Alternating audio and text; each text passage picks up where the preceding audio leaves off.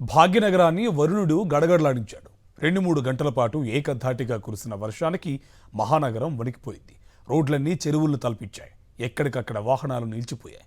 సికింద్రాబాద్ ప్యాట్నీ నగర్లో ఏకంగా పేకల్లోతు నీళ్లు చేరాయి. జనజీవనం మొత్తం అతలాకుతలమైపోయింది.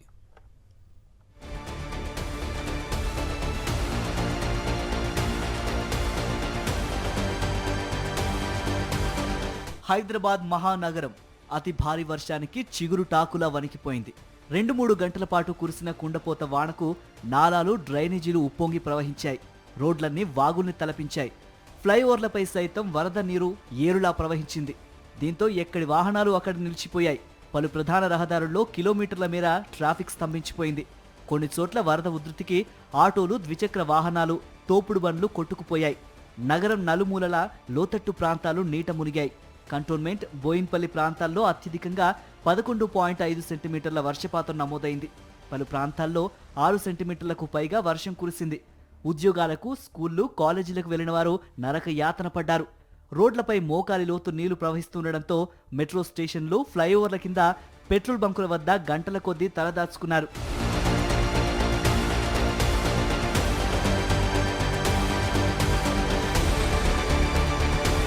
ఎల్బీ నగర్, మలక్పేట, మూసారాంబాగ్, చైతన్యపురి ప్రాంతాల్లో రోడ్లపై వరద వాగుల్ని తలపించింది. Shaikpet, Kazaguda, Rayadurgam, Gachibowli, Kondapur, Hafeezpet, Madhapur, Hitech City, Miyapur, AMB mall వద్ద వర్షపు నీరు నిలిచిపోయింది. టోలీచౌకి, నానల్ నగర్ జంక్షన్ వద్ద నాలా పొంగి పొర్లింది. పాత బస్తీలోని డబీరురా, శివగంగా నగర్, రాజన్న బావి, చిత్రినాక చౌరస్తా, అచ్చయ్య నగర్, హనుమాన్ నగర్, అంబికా నగర్, పటేల్ నగర్ ప్రాంతాల్లోని లోతట్టు ప్రాంతాలన్నీ జలమయమయ్యాయి. Banjara hills, Jubilee hills, Chintal బస్తీ, ఖైరతాబాద్, సోమాజిగూడ, లగ్డీ కపూల్, శ్రీనగర్ కాలనీ, ఫిలిం నగర్, వెంకటగిరి, అమీర్పేట్ తదితర ప్రాంతాలన్నీ నీట మునిగాయి. రోడ్లపై వరద ప్రవాహంతో వాహనాలన్నీ ట్రాఫిక్ పద్మవ్యూహంలో చిక్కుకుపోయాయి. ప్రధానంగా ఐటీ కారిడార్, రాయదుర్గం, షేక్పేట్ మార్గంలో 3 కిలోమీటర్ల మేర వాహనాలు నిలిచిపోయాయి. Rayadurgam, biodiversity, IKEA junction, Gachibowli, PJR flyover పై భారీగా ట్రాఫిక్ జామ్ అయింది. మూసారాంబాగ్ బ్రిడ్జిని వరద ముంచెత్తింది.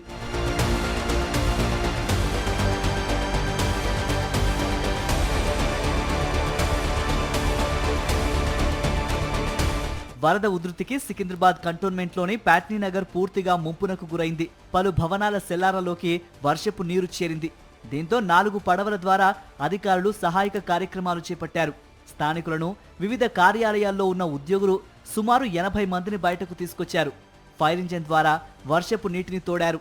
మొదటి, 2వ అంతస్తులో నివాసం ఉంటున్న స్థానికులు ఇళ్లను విడిచి బయటకు వచ్చేందుకు నిరాకరించారు. కంటోన్మెంట్ ప్రాంతంలో సహాయక కార్యక్రమాలను హైడ్రా కమిషనర్ రంగనాథ్ పర్యవేక్షించారు. అయితే రంగనాథ్ను వరద ప్రాంతంలోని మహిళలు గేరావ్ చేశారు. కూల్చివేతల వల్లే తమకు ఈ పరిస్థితి వచ్చిందని ఆయనతో వాగ్వాదానికి దిగారు మహిళలు.